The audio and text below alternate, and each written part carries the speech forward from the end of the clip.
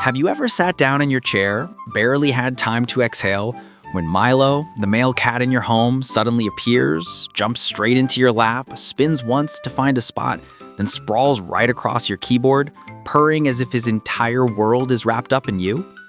Meanwhile, the female cat, Luna, chooses a completely different script. She quietly climbs onto the back of the chair, the bookshelf, or the windowsill, lying still at a distance just close enough to watch, but far enough that if anything feels off, she can retreat in a single spring. They live under the same roof, hear the same food cabinet door open, breathe the same air, yet the way the two of them see the world and see you is strangely different. If you're watching this video with a fluffy little prince or a whiskered princess beside you, pause for a moment, hit like, subscribe to the channel if you haven't already, and tap the notification bell. Then leave a comment below with a question you've always had about male and female cats. Because there's a good chance that all this time, you've been putting completely wrong labels on them. Male cats are affectionate, female cats are moody. Male cats are the troublemakers, females are the gentle ones. Or even you can tell a cat's personality just by its sex.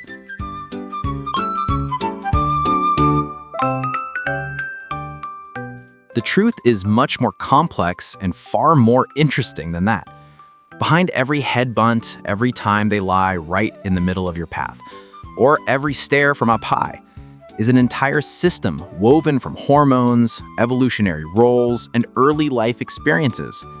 Those are the things that make male cats more likely to cling to people, more likely to fire shots to guard territory, more likely to dash toward the door to explore, while female cats tend to favor high spots, prioritize stability, react more cautiously to any change at home, and love in a selective, quiet, but deeply loyal way. In the next parts, we'll peel back each layer one by one, from how males and females draw territorial lines, combined with marking and peeing in the wrong place, how they show affection, how they play and hunt, to their escape attempts outside, their sensitivity to social stress, and finally the moment of neutering or spaying, when the noise of hormones settles down and a cat's true personality has the best chance to show clearly. When you put all of this together, you'll start to see what comes from being male or female, what comes from how we raise them, and what simply comes from humans, misunderstanding the language of cats.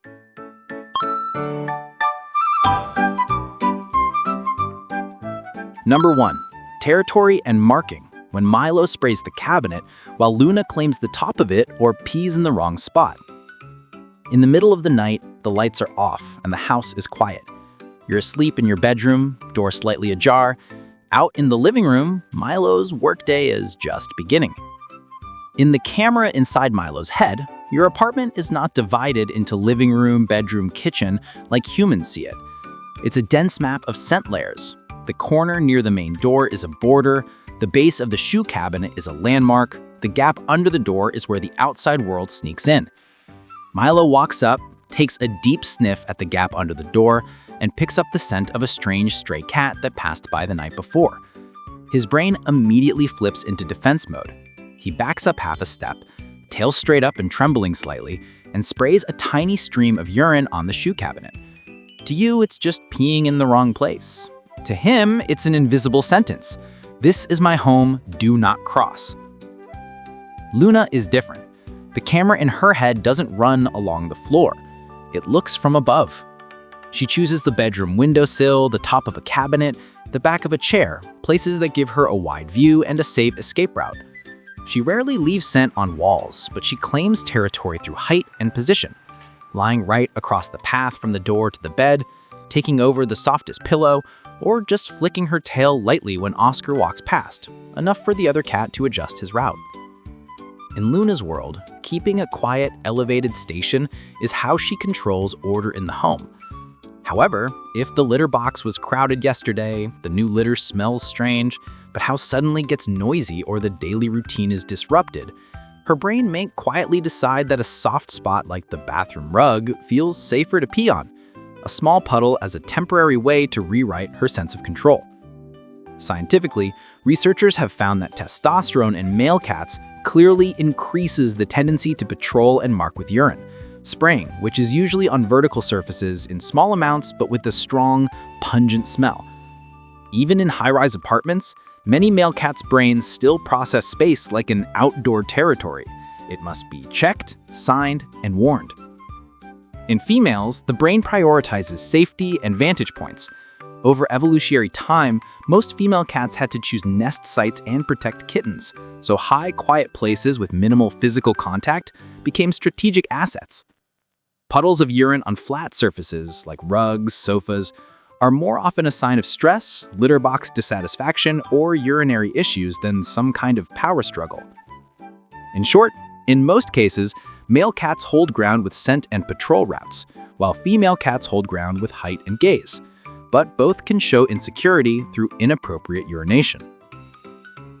Tonight, if you want less smell and less tension on both sides, you can start with very simple steps. First, walk around your home and notice where Milo tends to spray. Near doors, corners, cabinet bases.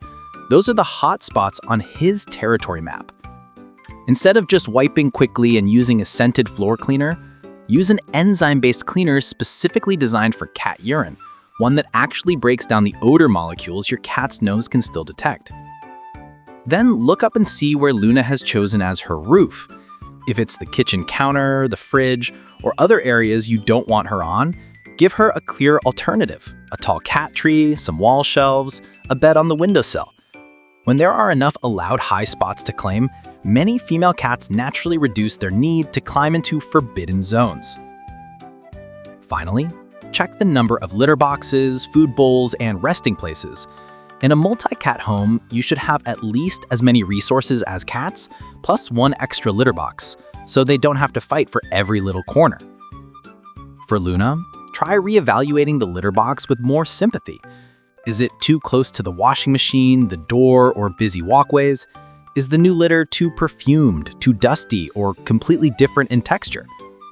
Simply moving the box to a quieter corner, keeping it truly clean, a bathroom you would willingly use, and choosing a litter with less artificial scent has helped many female cats stop seeking out rugs, beds, and sofas as their temporary toilets. There's an important line between territorial behavior and an SOS signal about health.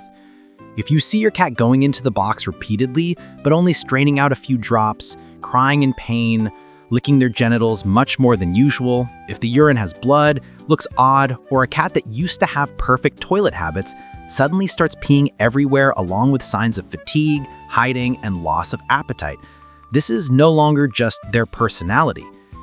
Especially in male cats, urinary blockage can become life-threatening in a short time. In that case, the only correct solution is to get your cat to the vet immediately, not wait a couple of days to see if it goes away. Number 2, affection and interaction. Milo is glued to you. Luna loves quietly but deeply. In the evening, you sit down on the sofa, not even finished choosing a movie, when Milo appears from nowhere, jumps straight onto your lap, spins around, and ends up lying right on top of the remote. He puts his full weight on you, purring steadily, occasionally lifting his head to rub his chin against your hand as if saying, "Do whatever you want, as long as I'm here." You stand up to get some water, and he immediately jumps down, runs after you into the kitchen, and waits right at your feet. Luna chooses a different approach. She's already on the windowsill, where she can see both the living room and the hallway. When you sit down, she opens her eyes, looks at you for a moment, gives a slow blink, then rests her chin back on her paws. Sometime later, when Milo is already sound asleep on your lap, she quietly jumps down and walks closer, not to climb onto you, but to lie down at just the right distance. In Luna's camera, that distance is where she can hear your breathing, feel your warmth, but still keep the right to retreat at any time. Through human eyes, it's very easy to conclude Milo is affectionate, Luna is cold and distant. But if you switch to the cat's perspective, with a bit of science added, you'll see that both are saying, "I trust you," just in two different languages. Behavioral researchers point out that in nature, male cats don't bear the burden of pregnancy, nursing, and keeping the nest safe like females do. They have more bandwidth to roam, encounter others, and form loose social relationships with multiple individuals. That template is reflected in pet cats. Many males, especially after neutering, tend to be more open and proactive in seeking contact.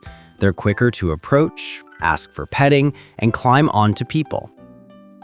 Females, on the other hand, have brains that are more heavily invested in stability and vigilance. In the evolutionary script, they must choose nesting places, shelter their young, and cannot afford to be careless with risk. So many female cats love in a selective way. They observe longer, test from a distance, then only allow themselves to lie close to someone they truly trust. In most cases, when a female cat chooses to lie near you, even if not on your lap, it's already a very strong sign of trust. There's another layer that heavily shapes how clingy a cat is: early life experience. Kittens that are picked up properly and stroked gently during the first weeks often grow up more trusting of humans, regardless of sex. Conversely, a male cat that was hit, grabbed, or squeezed too tightly may avoid hands for life.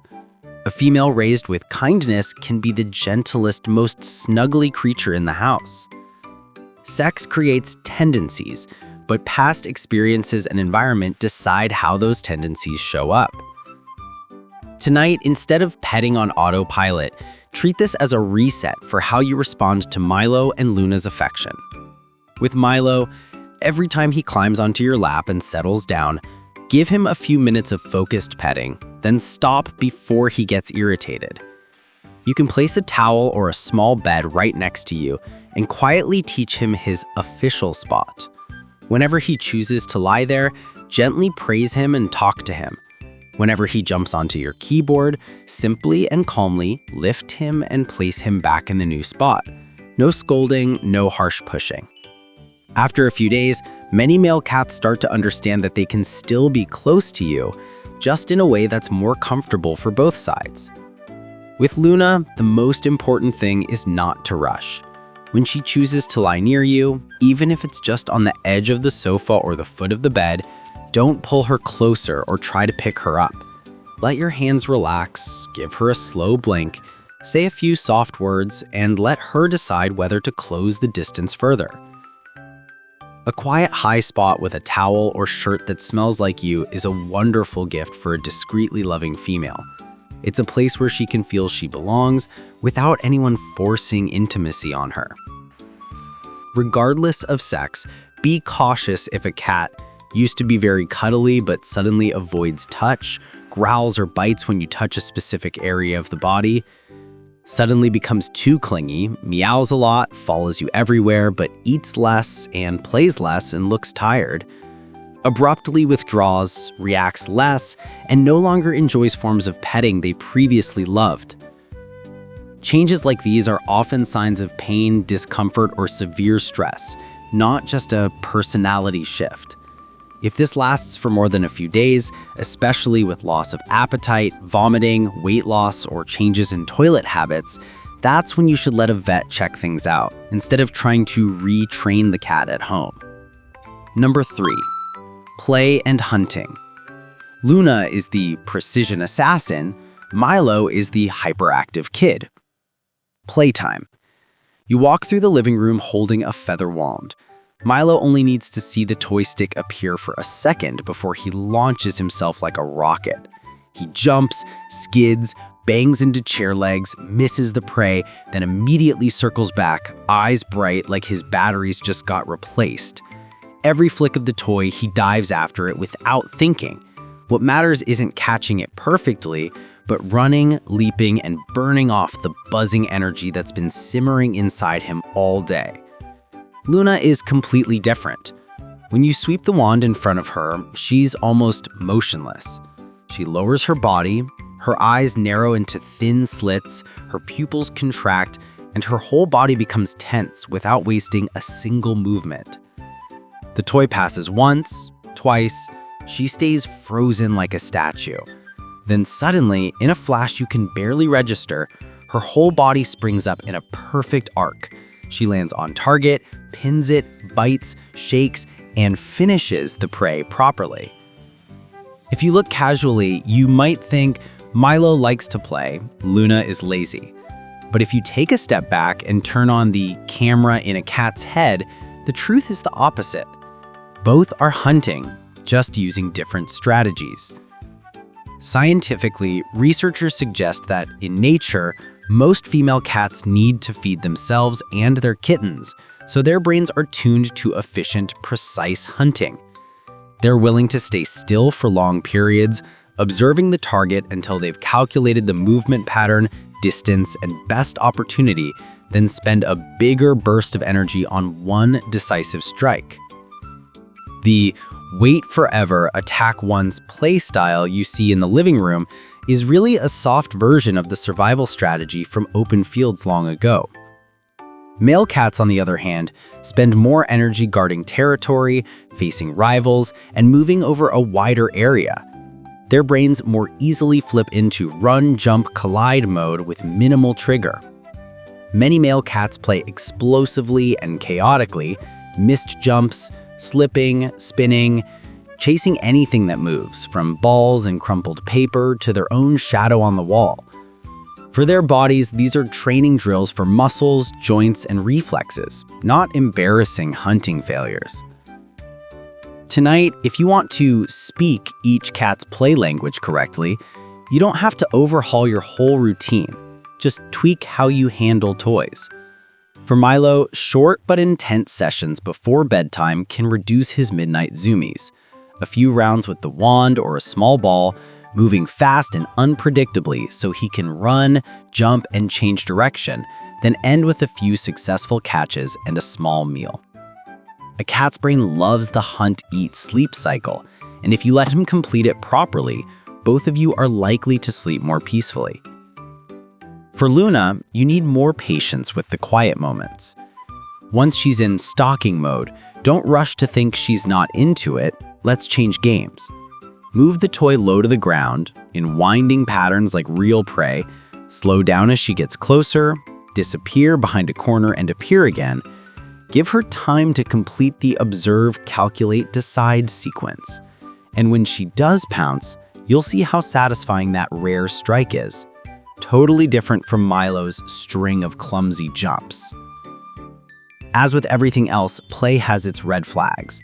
A cat that used to enjoy play but now ignores all toys, avoids movement, just lies in one spot and breathes faster than usual, or the opposite, playing happily and then suddenly growling, biting hard at your hand, or repeatedly attacking one area of her own body like hips, back, or legs, often isn't just in a mood.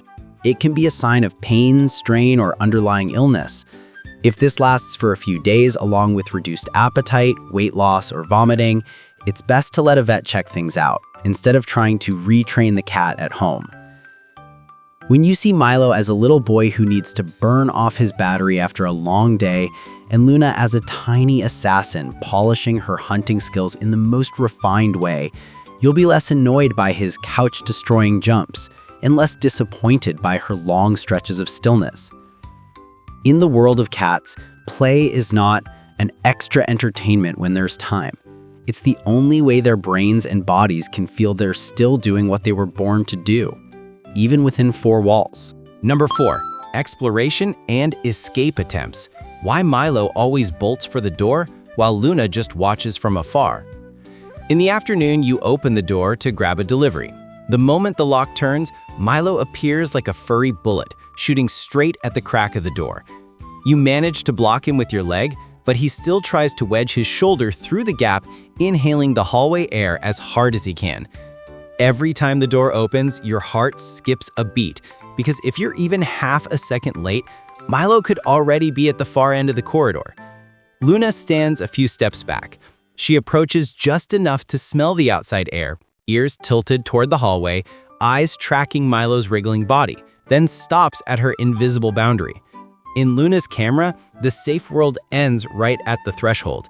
Beyond it is something worth knowing, but not necessary to step into. Scientifically, researchers have found that in nature, male cats often have larger roaming ranges than females. They travel farther to find mates, mark territory, and avoid or confront rivals. Many males' brains still draw wider maps, making them easily triggered by cracking doors, strange smells, and hallway noises, especially when sex hormones are still active. Females, meanwhile, maintain smaller, tightly controlled areas. They prioritize knowing every inch of a safe zone over expanding territory at any cost. In pet cats, this pattern often repeats. Milo is always looking for a chance to slip through the door, while Luna is content to stand inside and watch. Tonight, you can't erase that instinct, but you can make it less dangerous. Look at your home through the eyes of an escape artist. Does the front door have 2 layers of protection? Are there balcony or window gaps wide enough for a cat to squeeze through? Can you link the high-risk times, like leaving for work or receiving packages, with a quick play session for Milo beforehand so he isn't overflowing with energy right when the door opens? If you want to let your cats experience the outside world, think about slowly training them to wear a harness and leash indoors first, rather than letting them explore on their own with a sudden dash into the hallway or street. A collar with an ID tag or a microchip after discussing it with your vet is also a quiet but important safety layer if things go wrong. There are some risks you simply shouldn't gamble with. A cat that ran away and then returned with bite marks, scratches, limping, or obsessively licking one spot, or one that comes back reeking of garbage, oil, or heavy dirt needs to see a vet as soon as possible. A cat that, after a single escape, becomes obsessed with the door, meowing, scratching for hours, eating less, playing less, always tense like a drawn bow, is probably carrying more than just a fun little adventure memory. And if you live near busy roads, areas with many loose dogs, rat poison, traps, or chemicals, then every let them go out just to see is no longer an experience, it's a gamble. Once you understand that Milo wants to rush out not because he hates home, but because his brain still remembers he was born to go beyond 4 walls, and that Luna keeps a small territory but knows every corner because that's how she feels safe, you'll less be angry about sudden door heists. Instead, you'll focus on enriching their indoor world. Cat trees, window views, games, and time you actively spend with them. Sometimes when the world at home is interesting enough, the doorway outside becomes much less tempting. Number 5. Social behavior, anxiety and neutering or spaying, male cats as social butterflies, female cats as stability addicts. One quiet evening, you're on the sofa video calling friends. Just a few minutes later, Milo shows up, jumps onto the couch, wedges himself between you and the screen, rubs his head against your hand, and casually shows his soft belly to the stranger on camera. The door is slightly open. A guest walks in, and he runs up first to sniff, rub against their pant leg, and might even hop on the chair to sit with them like they're a new member of his social group. Luna takes a different role. As soon as she hears an unfamiliar voice, she leaves the sofa and moves back to the windowsill or edge of the bed. She doesn't disappear completely. She's still in the room, still watching, but she keeps a fixed distance. Every loud laugh, every chair scraping sound makes her ears twitch. If the conversation goes on long enough, Luna may stretch out and pretend to sleep, but her eyes stay slightly open, ready to retreat into a hiding spot in a single spring. In her camera, the presence of strangers is a variable to monitor, not an opportunity to make friends. Scientifically, researchers have observed that many male cats, especially those that are neutered and live in a stable environment, tend to be more social. They approach strangers more easily, actively seek attention, and tolerate a higher level of social disruption.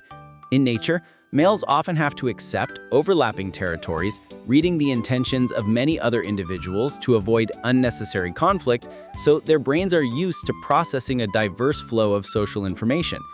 Female cats, meanwhile, are often obsessed with stability. In evolutionary terms, they're tightly tied to the nest, birthing area, and a small but well-controlled safe zone. Their brains are therefore more sensitive to change. New people, new smells, moved furniture, strange sounds are all flagged as potential risks. In most cases, they don't attack immediately.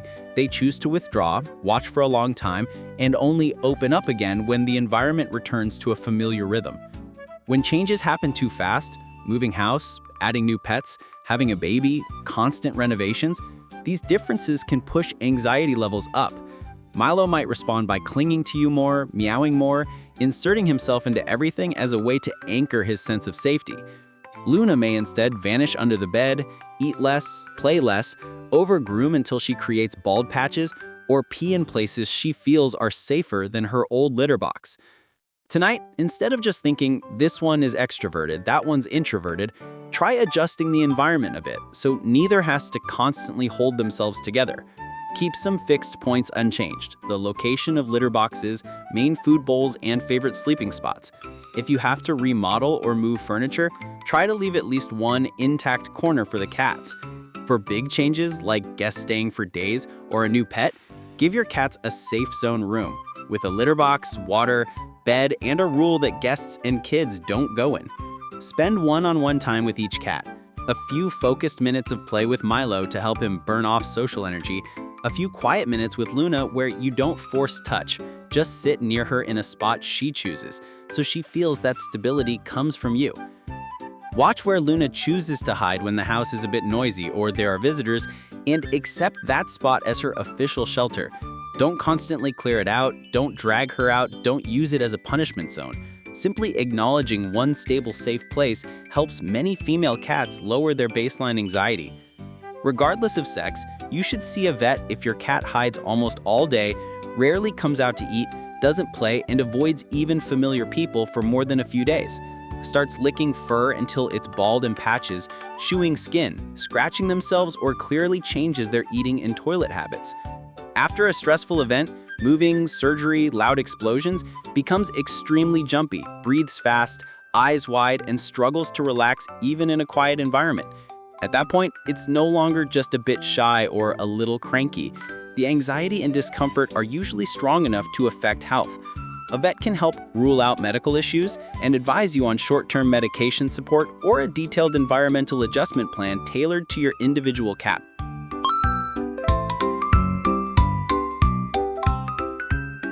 If we temporarily take Luna, Milo, and Oscar out of the frame and keep only the hormone curves, brain regions, and evolutionary history, the picture of male cats and female cats becomes much clearer.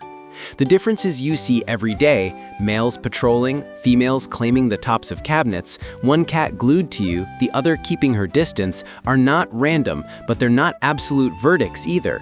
They're simply probabilities that biology turns up higher in each sex. In male cats, testosterone is the key background soundtrack.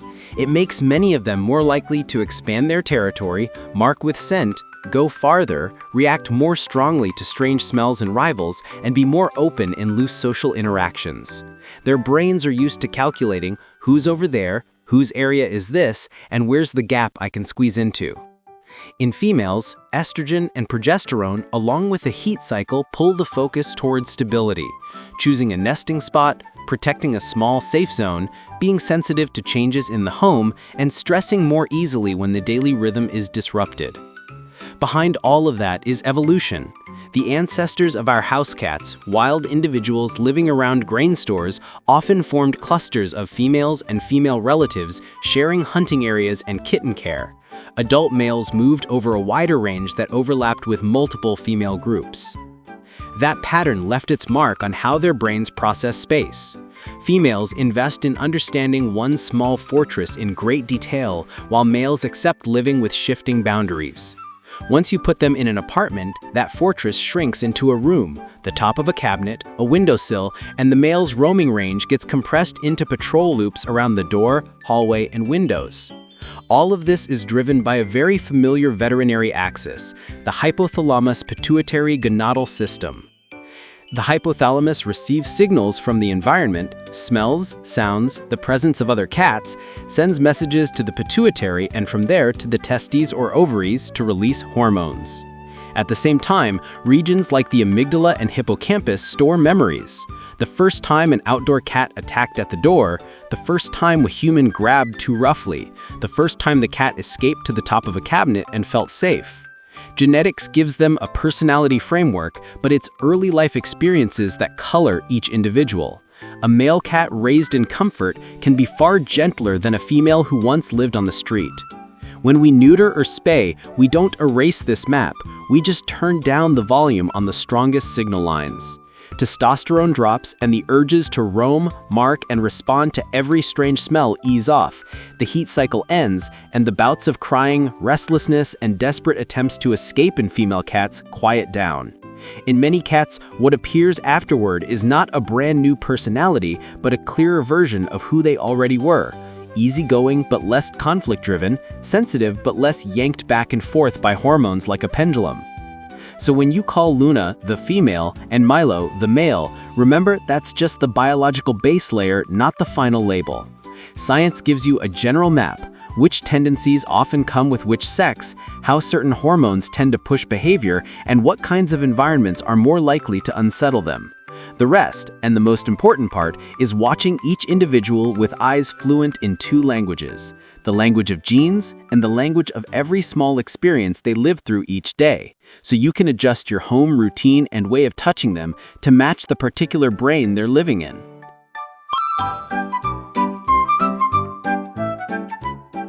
By this point, you've probably seen pretty clearly that many things we blame on male cats or female cats are actually misunderstandings. If you don't clear these old labels, you'll pick the wrong cat, misjudge their personality, and then handle their behavior in ways that make everything worse. Myth 1, male cats are always affectionate, female cats are always cold. In reality, sex only creates tendencies. Many males are more open, many females are more cautious. Whether one cat clings to you like glue and another loves you silently depends heavily on early socialization, experiences with humans, and their later living environment. A male cat that was grabbed, chased, or scared as a kitten can absolutely grow up to avoid people. A female raised in a safe, loving space can easily become the most cuddly ball of fluff in the house. Myth 2, male cats naturally spray everywhere, female cats are cleaner. Yes, intact males do tend to spray more, but timely neutering, reducing stimulation from strange cats, and providing enough resources, separate litter boxes, beds, food bowls, can make many males almost stop marking indoors. On the other hand, females can still pee in the wrong places if they're stressed or have urinary tract problems. Lumping every urine spot under male cat behavior is a very quick way to miss serious medical warning signs. Myth 3, spaying or neutering makes cats lose their personality and just eat and sleep. Spaying or neutering only turns down the volume of hormonal noise. It doesn't erase their character. Weight gain and laziness afterward usually come from unchanged feeding routines and a lack of exercise, not from surgery breaking the cat. In most cases, you'll see a clearer, easier to live with version of the same individual, not a totally different creature. A very common mistake is choosing a cat based only on, I want a male because they're more affectionate or a female because they're calmer. When you do that, you skip history and environment, the things that actually determine whether that cat can live well with you. Next time, instead of asking the sex first, spend a few minutes observing. Which cat approaches you on their own, and which one only dares to lie nearby? Which one panics at small sounds? What does their previous caregiver say about their eating, play, and toilet habits? The second mistake is responding with punishment, yelling, spraying water, pinning the cat down when they spray, growl, or hide. A cat's brain doesn't understand punishment, so they'll stop next time. It only learns that you are another source of threat. With a male that is already worried, the more you scold, the more he feels the need to mark to feel safe. With a female that is already scared, the more you grab at her, the deeper she'll retreat. The fix is to swap the question in your head from, how do I make this cat obey, to what is this cat afraid of, lacking, or hurting from, and then address the context, not your anger. Tonight, just skim through these questions. Does each cat have at least one high, quiet spot that no one takes away from them? Do you have at least as many litter boxes as cats, plus one extra? And are the boxes in truly quiet places, not by doors, washing machines, or noisy areas? Do you spend 10 to 15 minutes a day in focused play, not just a few absent-minded strokes while staring at your phone? Have both your male and female cats been discussed with a vet regarding spay or neuter at the right time? If several answers are no, pick just one small thing and do it tonight. One small change repeated consistently often makes a bigger difference than you'd expect. Red flags. Regardless of male or female, If you notice that a cat that used to be friendly now hides constantly, avoids touch, growls, or bites when handled, and this lasts for many days, they start grooming until fur is gone in patches, chewing skin, scratching themselves, or clearly changes their eating and toilet habits, their toilet habits suddenly change, going into the box repeatedly and straining, peeing on the floor, urine with blood, or an odd smell, then this is usually no longer about sex or personality, but about pain, stress, or illness. That's the moment to stop all attempts to retrain the cat and take your cat to the vet so neither of you has to guess an anxiety.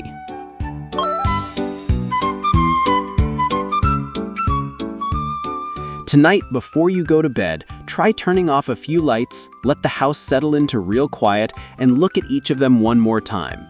Milo, the male cat you've complained about as clingy like glue and destructive like a little demon, may simply be trying to do exactly what his tiny brain is whispering. Guard the home, guard you, and check every corner to make sure nothing strange slips into the world the two of you share. Every patrol lap, every scent mark, every time he crawls into your lap right when you're busy, most of it comes from one very simple need. I only feel safe when I'm close to you. Luna, the female cat you've labeled more than once as moody and distant, may never have been truly cold at all. She's just a small creature that chooses to love in the safest way she knows, always keeping a high perch for herself, an escape route, and a distance that's just right so if the world suddenly gets loud, she still has a way back. Every time she lies one arm's length away from you, every slow blink, every night she quietly sleeps on the windowsill facing the bed is also a declaration we often miss. I trust you enough to stay here. If you only look through the eyes of a hurried human, Milo will always be that annoying male, and Luna will always be that difficult female. But when you let yourself lean down just a little, seeing the world from the height of short legs and a heart that depends on your hands for its entire life, everything starts to change color. The same behaviors, once you understand the hormones, instincts, memories, and worries behind them, stop being things you want to fix to suit you and start becoming signals that make you want to adjust the world around them so they can stay who they are and still be safe. And maybe that is the real superpower of a cat guardian. Not picking the right sex or guessing the right personality, but being willing to learn each cat's own language and admitting that they're not annoying, not difficult, they're just trying to live as steadily as they can in a universe where every switch is in your hands. If you feel your thoughts about male cats and female cats have shifted even a little, don't forget to leave a comment telling us about them, hit like and subscribe so we can keep decoding dozens of other quiet stories between you and your own little royalty. A gentle reminder, our team works with veterinarians. If your cat shows any unusual signs or worrying symptoms, leave a comment below. We'll read it and support you as best we can. In an emergency, please take your cat to a clinic right away.